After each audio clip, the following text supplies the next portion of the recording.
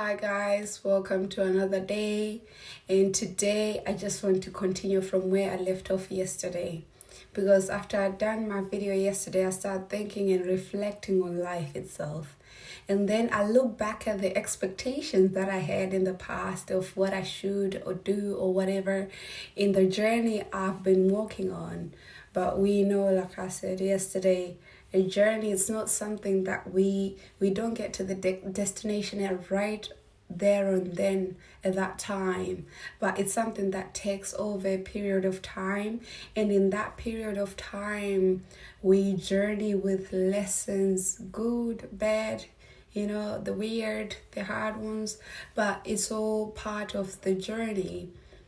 And as I was reflecting today, most of us in our journeys, we have a lot of painful memories. We have a lot of painful things that we've gone through that we don't want to go through any longer. Or we have those moments we think I was so childish, or what happened to me, or when we feel like we got lost along the way. But today, as I was reflecting from yesterday, it just helped me so much to look back. It's so important to look back in our past because we can see how far the Lord has brought us. We can see how much we have grown physically, mentally, spiritually.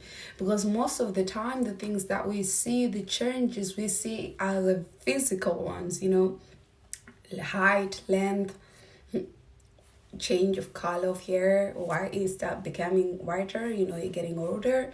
So you can tell by the physical changes, but there are spiritual changes. Sometimes we cannot tell whether we've spiritually grown or spiritually weakened in the journey.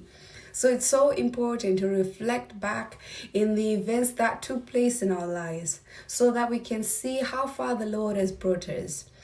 And coming back into the, topic of sufferings, a lot of us, we've gone through enough. When you tell yourself enough is enough. And as I was thinking about my journey last night, I was just praying over my journey and thanking the Lord for each season He has brought me over to the next. And I realized that nothing I could have done by myself, but the Lord, you can see how much He has done for me along the way. And I was surprised in so many things that I've achieved, a lot of things that I've done, or a lot of radical moves I've made. Like, I was looking at my transition from where I was to how I end up here in Divine. And also, I never knew about this place. So I was just thinking about all those things, how the Lord sometimes does things. And it's so hilarious, but it's a story for another day. Anyway, so as I was thinking about, those people who've gone through radical changes in their life from, unbelief, believing, uncertainty, we have a lot of people we can relate to from the Bible.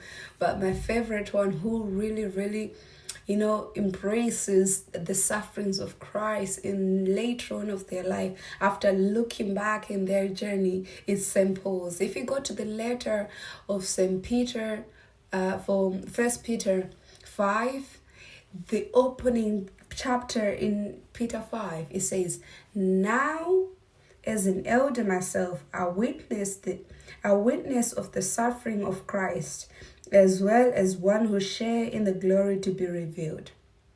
Now as an elder myself, review yourself, look back in your life now that you are where you are. You have witnessed all the sufferings you've gone through. You have gone through a lot, and here you are. You can see the glory of Lord, how much the Lord has blessed you along the way, and you can see the growth in you. I like how St. Paul embraces the changes in when he says, "Now that I am," he's standing by what he knows, and you can tell by how he's saying that his journey was not an easy one. But it's not something that he can dwell on any longer, but the glory that was revealed of Christ in that present. That's when we know that we have grown spiritually. That's when you can see the humility. Sometimes suffering brings us humility. You end up being humble only because you've gone through a lot. Only because you have no other choice. Everything that you've gone through brought you to a place where you can just embrace the place where you are.